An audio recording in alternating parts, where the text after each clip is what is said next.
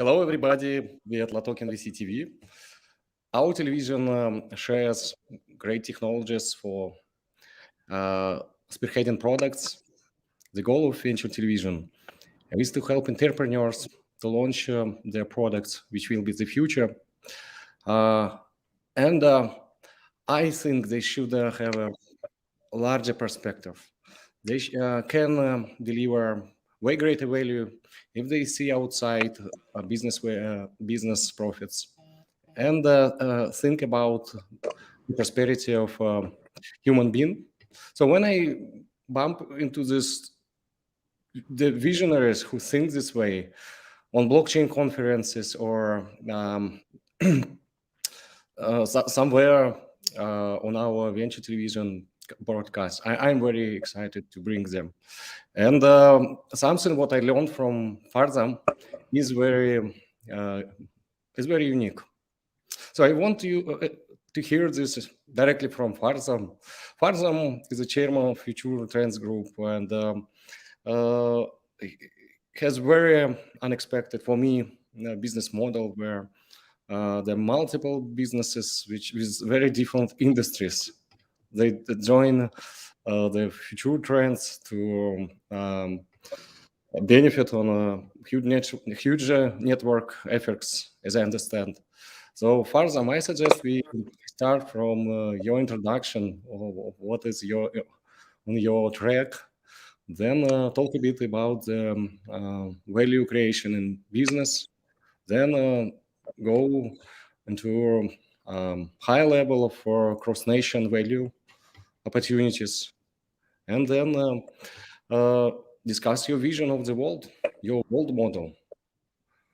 What do you think? Thank you very much. Thank you very much, Mr. Valentin. Thank you for your personally interviewing. And yes, we had a very intense and in-depth and rather very much in-depth philosophy, theology, life, business, and the systems theory of all of that. And it's great to share to your audience. I first start where you suggested about the business world, which is more practical. And I believe in the continuity of these together. At Future Trends Group, where I founded it in 1993 actually, I took a first mayoral delegation of the mayor of Pudong of Shanghai to USA, met with Mayor Tom Bradley and the governor of, I organized the meetings with the governor of also near Washington, D.C., Maryland. So the beginning was that. And Future Trends over 20 years did 100 top deals and transactions. Quite a few of them are world iconic historic deals, such as US Exim Bank loan to 56 Chinese cities, where it was complex. Every mayor, every bank of the city had to be revisited and packaged it to the Ministry of Environment, 4 deputies and the minister sign, and take it to my friend Xiang Huaichang, who was the Minister of Finance, make it a national debt, ask US Exim Bank loan to participate and deliver an investment for 56 Chinese cities in environment, which in one shot, we reduced the basically loan interest from 5% to 3% and payback period from 6 years to 12 years. Became an iconic case. A few years later, we did the first ever sovereign wealth funds of the Arab states, including Qatar Investment Authority, Kuwait Investment Authority, and a grouping to move into China, visit China, and of course, it led to a very important strategic investments into the banking sector. The ICBC, and then the Agricultural Bank of China, and then the CITIC assets and others, the club investments. So creating the first bank of the world from an obscure 5th ranking bank of the world in 1 year, and then became Fortune Forbes #1 company of the world. So the market positioning and the strategy placement was done by myself and our team, the Future Trends Group, and put us on the map. But on the top of the success of these transactions, including between US, China, all the GCC countries, creating the corridor of the new Silk Road which was our strategy approved by the central government. On top of that, I had created a model of an ecosystem. Basically, over the years, I have created Future Trends Group into, as you said, an unusual model like Rainmaker, not on the level of consulting, but on the level of hands-on implementation. So whereas we formulate and then implement the strategies of corporations on a situation that we basically annex all the factors of growth from sales and distribution globally, sales and distribution system on the planet, then partnership in each country, then government support in all these countries that we take the corporations and place them fast, then swap of shares, branding, capital play, mergers and acquisitions. In fact, on top of the linear growth and multi-linear growth, we create what I call multi-dimensional growth. And we created our own inventions. For example, the vortex system, where the attraction of certain elements of company, on top of that, we annex many companies, do swap of shares and create conglomerates in a short time. And this has been done the past only 2 years, 50 companies have been added to my ecosystem, to our Future Trends ecosystem. Why? Because we already created clout, influence, network, and systematically globally, as well as teams all over the world, offices all over the world, and also successful cases, histories, and now growing companies in which we are actually a substantial shareholders. That means, unlike private investment, instead of us investing in the companies, so we do not invest cash first. In fact, the companies give us cash budget, give us shares, I become the chairman and my teams come in, and so that means they onboard us. We become insider, then we bring the key vectors or the key elements or the key basically verticals, including market, capital, government, partnerships, through what I call imploding and then digesting and then exploding. That will end up with a fast growth, large growth. We call it the methodologies of growth by multiplication, and better methodologies of growth by mega multiplication. So in some cases, we have multiplied companies in 1 year by 100x, and we have multiplied companies by even 1,000x. And in one case, we have multiplied the size of the company through conglomerate creation by 20,000x in 1 year. And mind it, without blockchain. So the mega multiplication through coins and tokens is more in the blockchain sector, but in the classic sector, we create all of these engines of growth. The analogy work. Yeah. What was the question? Yeah, so how this engine works? Okay, the analogy is like creation of a spaceship, or for that matter, we don't know how the spaceship is created, but we know how Boeing is created. You don't have the one main final body and engine together factory that creates the final product. You have 80 factories around it that create the parts, and also many factories below, the third tier, that create the materials and spare parts, and then you aggregate and annex together. So our job at Future Trends is similar. We integrate and aggregate on 3 tiers or 2 tiers and create a conglomerate. And we don't do it like an association or like a club or like a loosely connected consortium. We create actually conglomerates in the positive name of it. That means large entities where each of the already asset owners consensus decide to come together, either one after the other or at the same time. That means they do swap of shares, take the seats, and now we are now a spaceship. So collectively, we can take off and go faster and further. It is a multi-win situation arrangement by a trust in us as a bridge of trust, and as having done it many times. And our explanation how each one of them, their upside trajectory instead of being like this, it becomes like that. And everybody wants to have the faster and the higher growth with a scientific, intelligent arrangement, which we have introduced. Once they are convinced, they are willing to give up shares and ownerships to join that ecosystem that grows all of them. So this methodology, I have matured it for the past 2 years, and I've produced multi-results. And by next year, our own growth will be by multiplication. As I deliver more in each one of these companies and corporations, more are being added. And as we add more to the ecosystem, faster our delivery and our result production to any one of these member companies. That means by next year, I do not need even my outside resources to come into these platforms. Each of these platforms in the ecosystem are each other's solutions. One need of one member company becomes the solution to the other, and this is an ecosystem that each benefit from.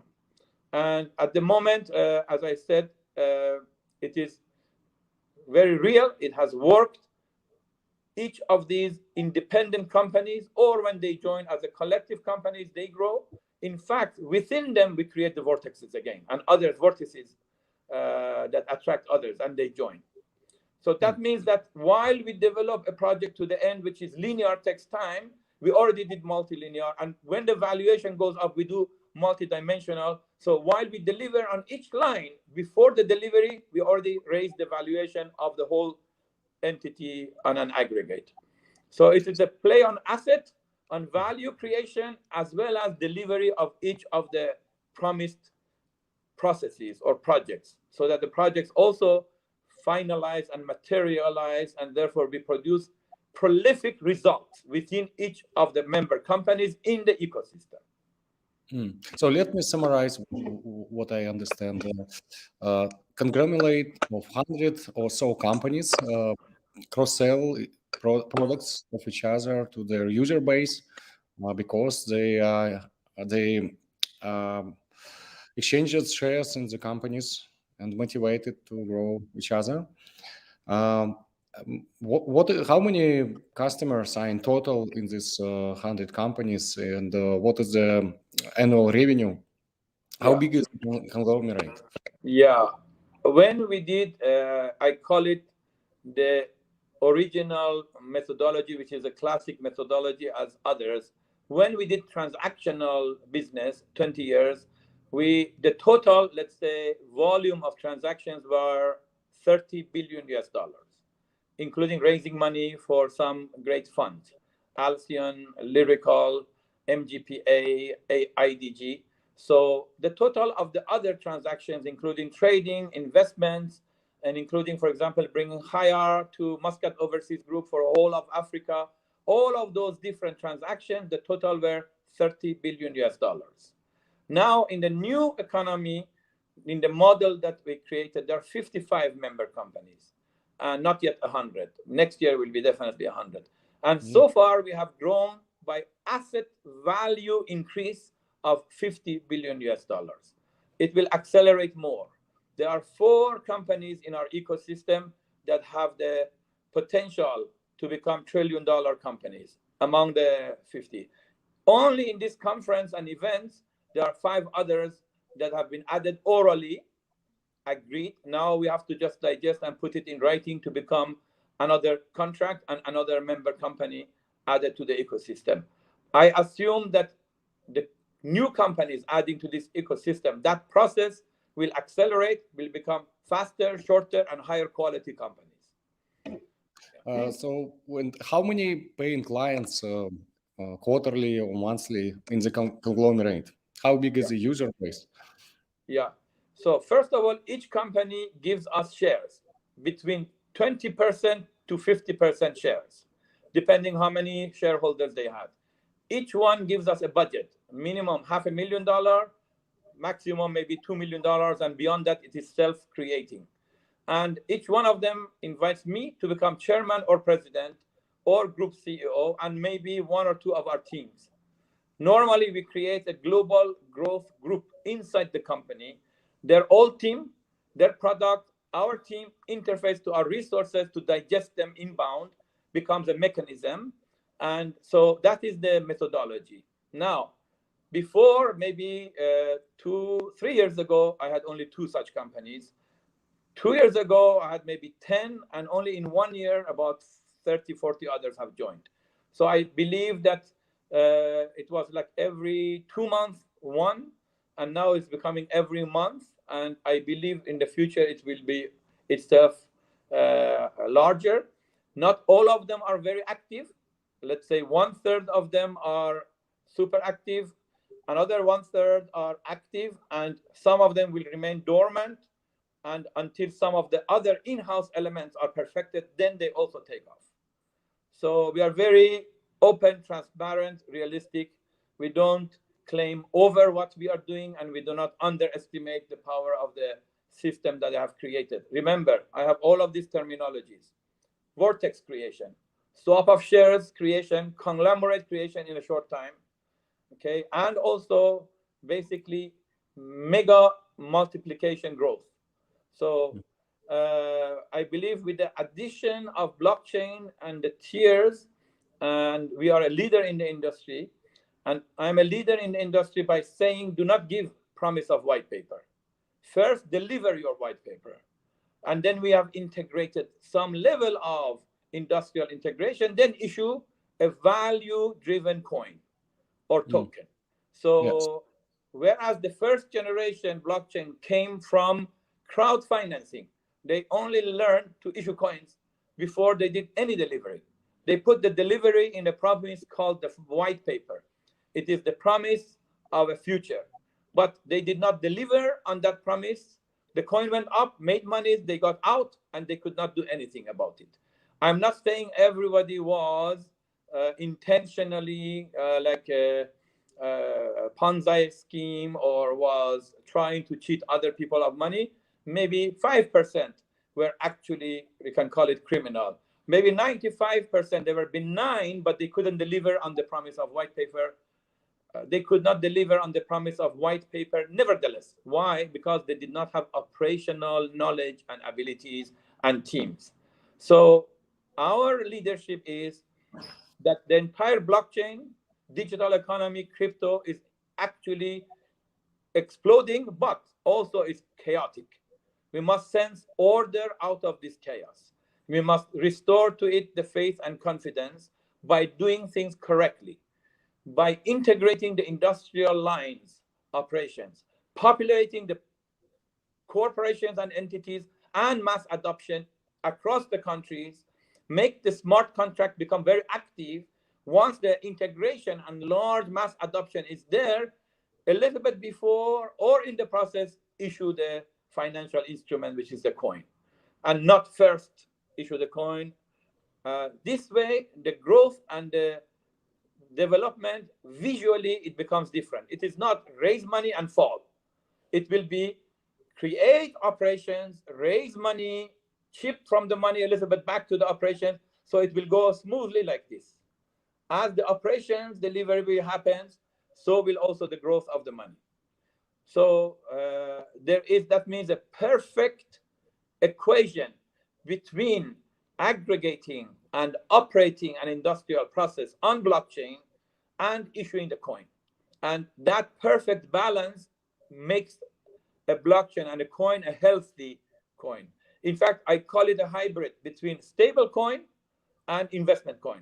Another leveling and then again higher, another leveling, another higher, so that the value will go up and will not fall down. Why? Because we delivered the promise of the white paper early on. So, and I am acting that myself in our operations. So in our operations, you will not hear of the blockchain unless and until I already grew it on the classic way by mega multiplication. And on any process, we can add the digital economy. In fact, I believe the entire world economy, the value creation will be on digital, will be on blockchain. And in fact, on tools and enablers beyond blockchain. Blockchain, after all, is the newest, but it's not the only one. And it is the future. There are many other upcoming technologies and enablers. Farzam, how many blockchain companies are in your portfolio? So far, 5. Out of the 50, there are 5. One is an exchange. like your exchange, the size of your exchange, a bit maybe bigger and growing. And some are engineering and construction of blockchain, and some we have issued our own coins, and other ones are in the film and in sporting and gaming. So a few of them are on the blockchain and they are having crypto. And then the other ones that are operations of classic assets that will be next year. We will announce the issuing of blockchain and coins on top of them. In one of the member companies or partner companies, I'm instituting 7 layers of blockchain, including national digital central banks, and on top of that, securities tokenization. And below that, our own assets injected to the national economy of countries. And latest, this morning, I had a very good in-depth discussion with the lady minister of digital economy of Burkina Faso at Shangri-La Hotel. And also 3 days ago, I had a very good in-depth discussion with the president of Congo, the son of the president of Congo Brazzaville, who also is close friend with the other president of the larger Congo DRC. And basically, we are developing some programs that I cannot announce yet, but because we don't want to say things that for what we call it, factors beyond our control will not take place. So normally we have basically programs that are done. Like in my website, you will see the 100 successful cases, at 20% of that well demonstrated with proofs and with the documentation. Then out of the 50 companies, 10 of them, 15 of them are showcased. And then also you will see that whatever we have done in the past, in the influence of nations, such as in China, such as in Africa, such as in the GCC, some of them are showcased. You will see out of our network and clout in 150 countries, 30 countries are showcased, from the presidential level, the sultan's level, the king's level, all the way ministers and the government sector, finance sector, different industry sectors. You will see a good medley of a real influence over there. Just to finalize this, our own value, my own assessment of my own value is not the network. It's not the influence. That is, for me, the very basic fundamental. It is how we utilize them. It is the processes and systems and methodologies and mechanisms and formulas we implement inside corporations. Especially if the founding partners are very savvy and they don't think linear, they are very aggressive in a positive way, and they want to create and go viral global. If they do that mentality and listen to our, not just advices, but mechanisms, then we are able to produce much higher results. Farzam, if layer 1 blockchain with its coin used as a gas joins your group, blockchain focused on DeFi, on liquidity protocols, yield farming, to bring institutional money, family offices money into DeFi. So what could be the synergy with your conglomerate?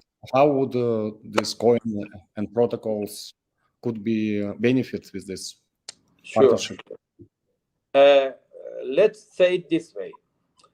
Whenever anything you show to somebody, they see maybe 5-7 points. As soon as I see it, I see 500-700 points. Why? Because I have already developed those annexation or verticals or vectors. And on each line, I have 20, 30, 50 players lined up. So therefore, an opportunity that you just mentioned by itself had several layers. Each layers on top of that, I can place them to many countries. I have the government level, the private level, the institutional level in so many countries. By the basic marketing and sales of the application use of those products, I already multiplied them. But on top of that, I annex other companies who are not joined our system, but we have become front runner. They would like to see the growth, and they will be joining around the what I call clusters of those companies. For example, if you had a mining, and you needed energy. Okay, I have Belgian Renewable Energy Group. The Belgian Renewable Energy Group, I'm the chairman, 30% shareholder. Our founding partner, Mr. Johan Voss, was the founding partner of another company called Wind Vision. They exited to BlackRock. The last exit was $2.2 billion.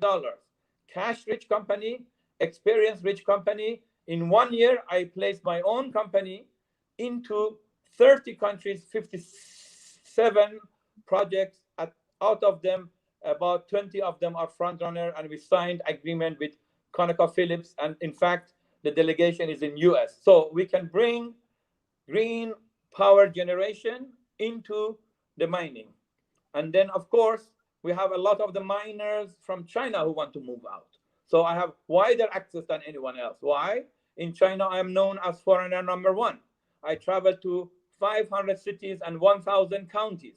All of the mayors are my friends. In my WeChat, I have at least 1 million direct access to the China, even though I'm not there. So if I just make a notice, I take half a day and I write several hundred notices to some of the groups.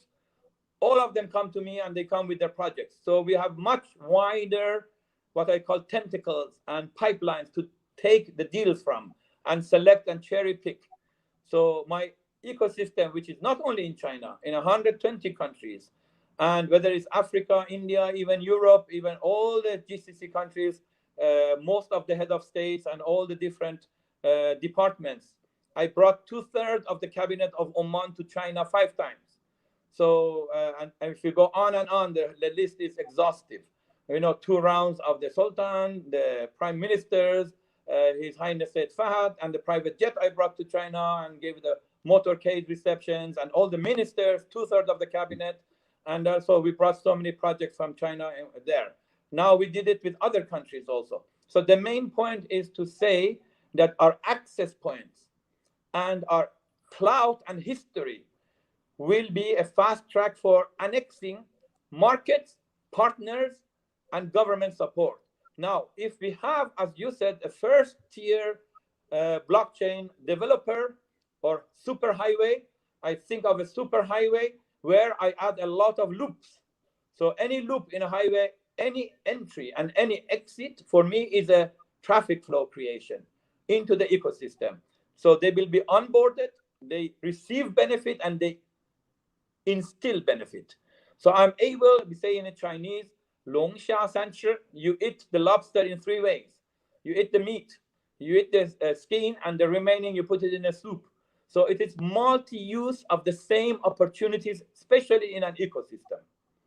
I use a lot of images, how I develop things. So in a Chinese Kung Fu, unlike the Western boxing, you're not sitting facing each other on a standing situation. You put a step there on a, we can call it in the old houses, on a wall, on a roof, on a top, and then you are already in the rooftop and you are still on the, in 5 steps, you are in the mountaintop. So that means light Kung Fu, we call it. Means that that's why my own company, Future Trends, has become a light asset or zero asset economy. In the Future Trends, where I had big offices in China, right at People's Square, facing the Grand Opera, Grand Theater, I gave it up. I had several hundred of staff all over China on my payroll, my offices, and I became zero asset, zero operations. So what did I do? I got rid of human resources and physical. I released all my energies. So the management and operation is done by my member companies themselves. I bring only like a shaman, like the owner of key resources, like the rainmaker, we call it. I only bring the critical key resources and the methodologies to digest and manage the managers so that we do it efficiently and we spread it also efficiently. We have a 3 to 5 year program. Year 1 in 15 to 20 countries. Year 2 in 30 to 50 countries. Year 3 in 70 or 100 countries and beyond. And we do it with the least of budget expenditure. We don't create like multi-parallel teams and get offices in each market. We use a general team divided by groupings of 2 and 3, and each team attacks 3 to 5 countries, and only long distance and short visits. We create results by bringing in partnerships, getting orders, producing monetary results, and once that becomes, let's say, sustainable, or in fact on its own, then we create regional offices for the company. And then beyond that, maybe local offices and local teams. And often, as I said, some of them in the cluster, they are supporting each other. One of my projects, okay, that has a large number, I don't want to mention the names here, and I don't want to mention, there's a large number of mass adoption, but it's not yet on an exchange. We'll be joining an exchange that needs mass adoption. Both will benefit, but both of them are, I'm the chairman. And so my right-hand side is supporting the left-hand side and the reverse. So these are the methodologies that when you have aggregation and when you have larger annexations, it can come into play, exactly the scenario that you asked the question. The underlying technology as a superhighway can onboard projects. On top of that, they can create an exchange for different directions. On top of that, 10 practices. Each of the practices will have its own ecosystem and its own cluster, and each cluster will take its own members, whether loose association or later swap of shares. So we build multi-layer development of the same vertices. So people talk about multi-layer marketing for selling a product. I don't do that, but I do multi-layer annexation of corporations that is like nuts and bolts and engines and screws. So in a let's say spaceship, you may have 4 propellers engines. In fact, you will have probably many more. You will have some anti-gravity centers. You will have the wings. You will have the control panels. Okay, each of them, by I'm saying as an imagery, as a symbolism, that each company and their function are the different parts of that ecosystem. So an exchange and an underlying technology and a DeFi and NFTs, and these are all parts of an ecosystem. So when you have the center or any, in fact, one of the attraction points, I built around it. I built it faster because first I have the trust. Over years, I built the trust. 2, I show to the other side that joining us, their own business first will multiply. And while joining us, we multiply, and they are also part owners in it. So they will multiply in different methodologies. At any rate, nobody will give up shares and nobody will put any money if they don't believe that your methodology and system is reliable. Is not only reliable, they go through 7 layers, not knowing future trends, half knowing future trends, fully knowing future trends, not trusting, half trusting, full trusting. That's not enough. All the 6 layers must end up into commitment. Like a religious believer is not a religious believer unless and until they proactively make donation. And of course, they will see the donation is of value and produces results. In this situation, the result is their own growth. So they will see it visibly for their own expansion. Beyond that becomes our spiritual, mental, visionary intentions, ultimate goals, which is the positive elevation of humanity. And this is a whole different topic, but it's my number 1 goal anyway. Before we go to this larger topic, which is very exciting, I wish everybody knows this, and this can change their goals of life. So before we go there, some still practical questions. Do you have layer 1 protocol in your portfolio? Under the HOO, which I gave the new name, Hyper Optimum Organization Exchange, we developed our underlying basically first layer and second layer protocol called HOO Smart Chain. And so yes, we have that. And one of the other companies that is already orally has joined but we haven't signed papers, but I will announce it later. We have the ability to construct first-tier blockchain and second-tier blockchain. So yes, we do have, but I welcome more players, because in my situation, there is no competition. In my life, I have certain philosophies. I never saw the universe to be limited. On all angles is limitless. I never saw competition in my life. I never... So, are this protocol incubated, or they merge with your holding with this 20 to 50% share swap? Yes, they were in place before I joined, or before they invited me to join. In my ecosystem, most of the companies that invite me to be the chairman and my team on board and give shares and give a budget are mid-cap companies. They are more mature companies. Nevertheless, they treat us as the original founding partners. And very few cases, they are late startup or early growth phase. Most of them are in the need for accelerated growth phase. Why? Because then they have a very clear product centers with technologies that are apple-to-apple comparison much stronger than others. So they are viable. Two, they have a budget to start placement and hiring teams under our management, annexing with my resources, digesting my resources. So most of them were actually mature. Some of them, after we joined, on demand, they improve their event technologies or we bring on board. At any rate, we often assess. One, the first thing is product apple-to-apple comparison in depth. Second, their own sales cycle. Is it short or long? Third, their profit margin. If there is high profit margin, besides direct sales, we can do indirect sales. Therefore, wider and broader coverage of our existing resources. At any rate, when a product is viable, can be sold well, they just don't have the access of the target markets, we have it ready. Could you please repeat the protocol which joined you, layer one? Yeah. What does it mean? First of all, it must be a natural conversion and win-win. That means we rate them to see whether the product is unique and can be sold easily and has higher profit margins and can be distributed fast.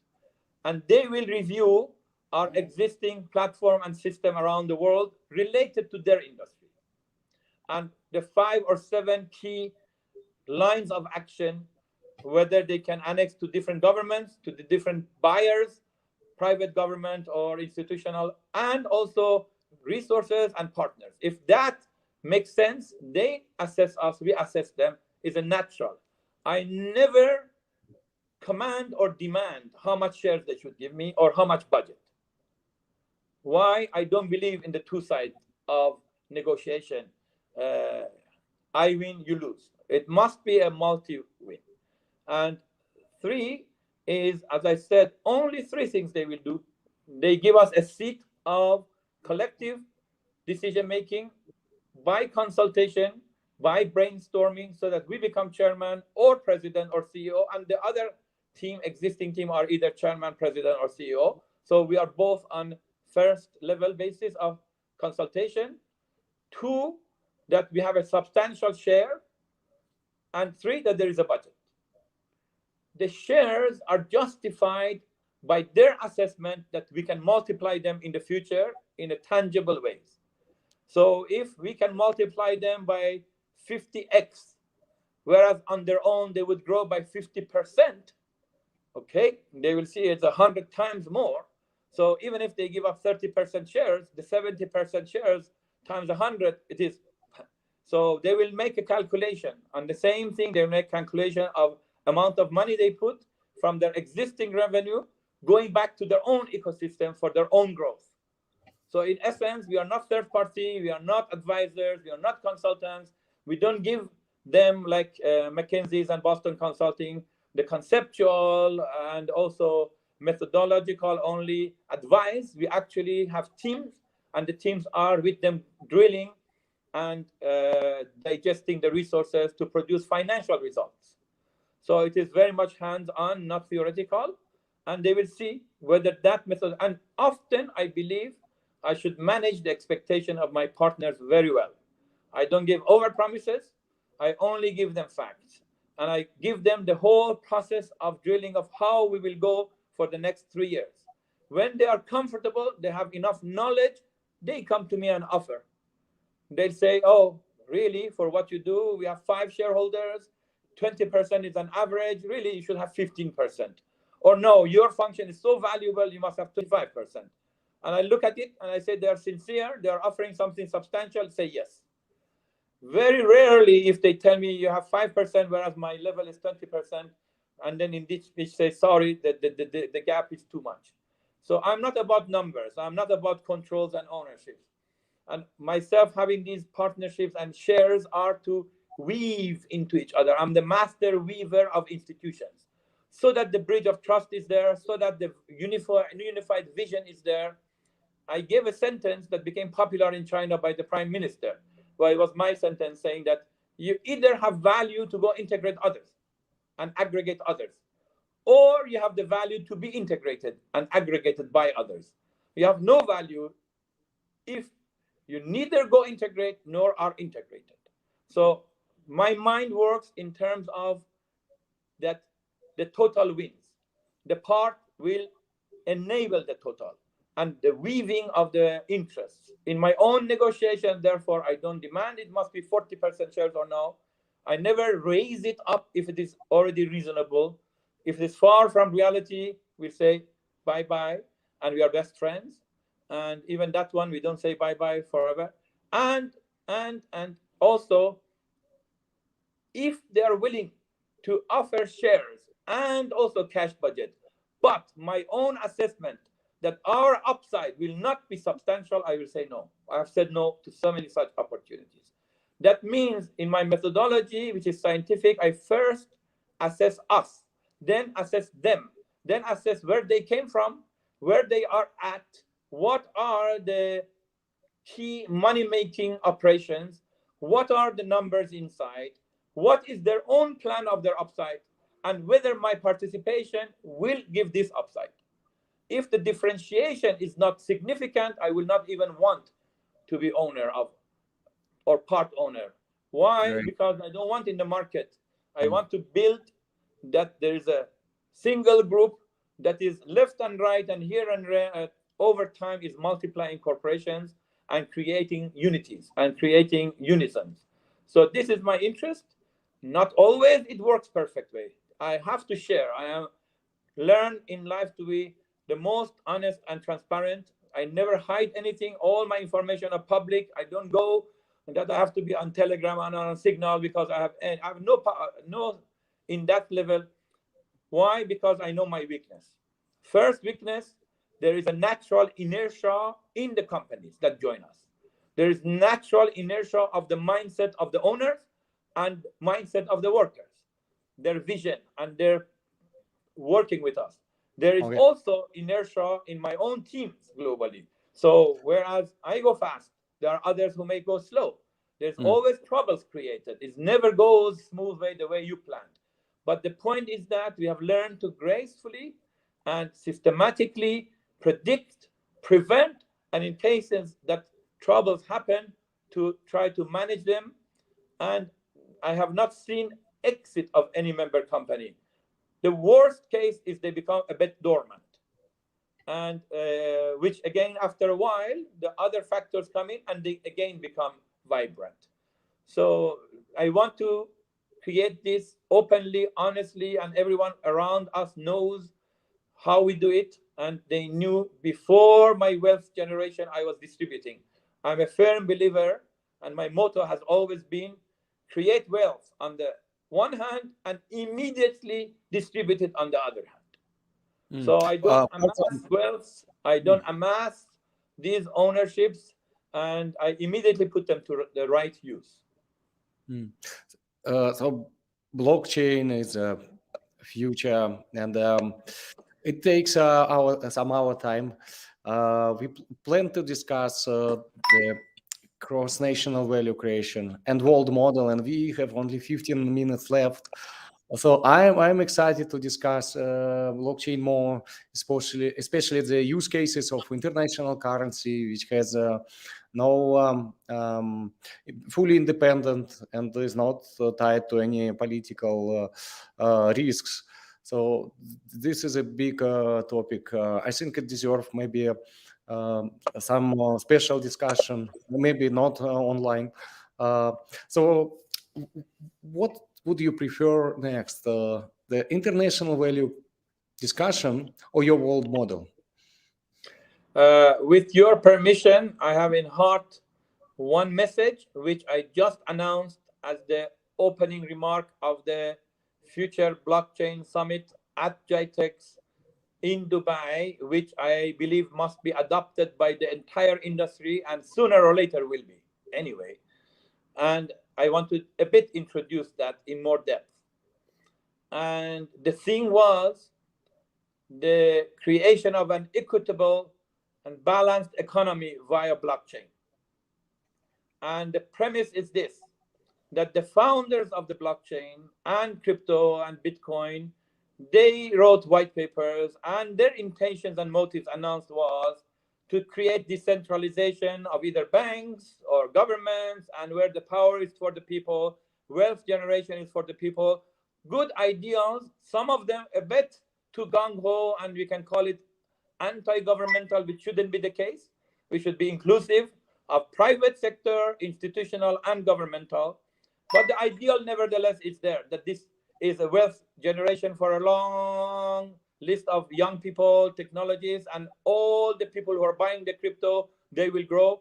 The same way that the classic asset, through the public listed, basically, stock market, allowed for the moms and pops and the population to buy and hold shares of big companies in the early US economy, and so created a what we call it, cap wealth creation.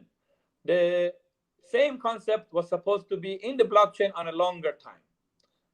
On a more widely distributed and more collective wealth and affluence creation. However, I have fears, and I have reasons to have fears, and I have doubts that the same creators of the blockchain and the whole participants may go wild, may create hypes, may create mega wealth in the hand of people who are not mature, and therefore misuse it and misappropriate, and in fact will create the wider gap between the super wealthy and still the misfortunate. And in fact, that is a very heavy, serious potential. And you can see in some of the wealth owners, young people who created billions of dollars of wealth in a short time, and they don't know what to do with it. Some are humanitarian and some are not. Some are on impact and some are not. So my whole interest is the entire human race is in search of a just society, and it has evaded us for 10,000 years. The new blockchain and crypto brought that as their ideal. Okay, and yet it hasn't been delivered. And the creation of wealth becomes faster and larger and higher, and yet the distribution is not as symmetric. And we don't want it uniformity, but we want some form of symmetry. So I invented the concept of embedded benevolence. Embedded benevolence. We have a term of embedded finance, and here is embedded benevolence. As we create wealth and we create larger wealth with higher multiplication, on that, I call it loop, or on that hemisphere, below it, mirror to it, we need to distribute the wealth on smart contract. So what does embedded benevolence mean? It means humanitarian on hyperledger and distributed ledger, or philanthropic on smart contracts. It means that we will have accountability, transparency, and direct, seamless distribution of wealth through the mechanism and technology of blockchain, and also the KYCs of the need, versus the generation of wealth and the distribution of wealth. Okay?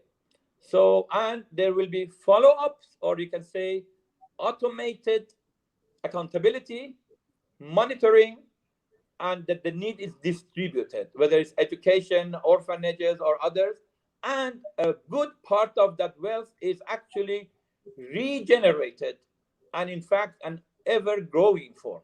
That means the non-creative force is propelled and impelled and invited and planned to participate in the value creation economy.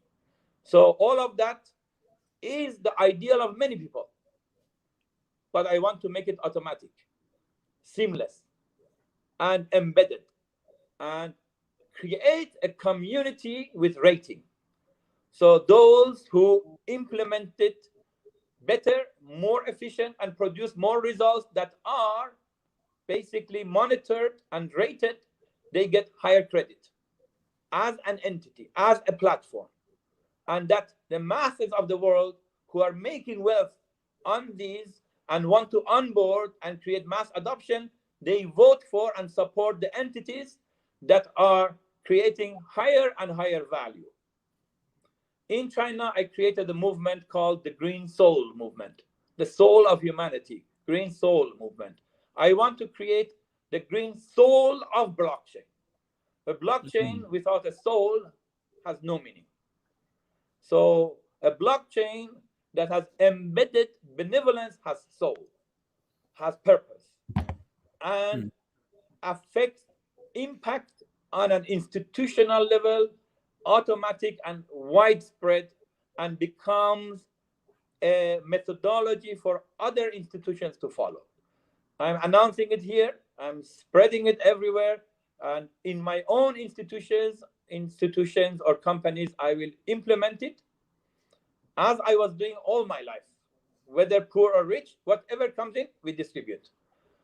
Yeah, and this is a personal note because from childhood, my first memory of writing a calligraphy on blind selection of a line gave me that mission.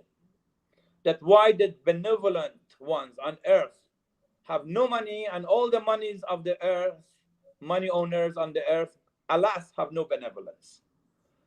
Since then, that equation has changed a lot, but not fully. So how and when we have super rich people who are the highest example of benevolence and systematically, and the other way around, all the idealists, they don't go in a corner and hide and start nagging and start taking the money owners as money mongers. No, when the two sides have perfect unison, that's where humanity will elevate collectively. I discovered of all the prejudices on earth, including religion and race and nationalism and all the killings, the worst enemy, the worst dichotomy is the dichotomy between what I call the idealists and pragmatists. And I want to bridge that gap. And I want to bridge that gap in my personal life, but bridge that gap in an institutional and automated format. I see. So, Farzam, that sounds really world-changing. I see there's so much opportunity to protect property rights and protect. So people can open accounts as easy as in Instagram and have their money safe everywhere. And they need these international currencies, protocols where they are free to manage their assets. I also see there's a huge optimization of banking system and government functions such as registries, notaries, licenses, and so on. I see universal blockchain already run a notary in Tunis, right? So, do you see other use cases, scalable use cases in Africa or Asia, where government already benefit on private blockchains? Yes. First of all, and this was the thing of my presentations, I call it the theology of the phenomena of digital global economy. I use this title on purpose. There is an economy that has become global and that has become digital. And there is a phenomena and there is a theology or reasoning, the essence, the origin, where it came from, where it is at, where it will lead. And in that process, I have identified 5 generations of economy of the world: classic economy, and stock market economy, internet economy, blockchain generation 1, blockchain generation 2. And on this economy, my concept is that the turning of any classic asset, whether land, real estate, factories, productions, and mining, and then classic mining, and any other service value added, all of them, all over the planet, wherever they are, all of them will become digitalized. There is a mega trend. In fact, it is macro world process, just the same as the Renaissance was a macro world process, the same as the discovery of the North American continent was a macro world process, the same way that the emergence of China to the world community is unstoppable. The same thing, what I call the migration of classic asset and finance and capital and value creation to digital global economy is an imperative, and nobody can stop it. It is only a matter of time. Actually, the phenomena to understand is the turning of the body of economy, which the body is not the body. The body is made out of members, tissues, cells, and beyond that, DNAs. So that means the same being, which was a global economy that was divided because there was no technology, which was in barter, part by part, which in the global community became unified and through internet connected better.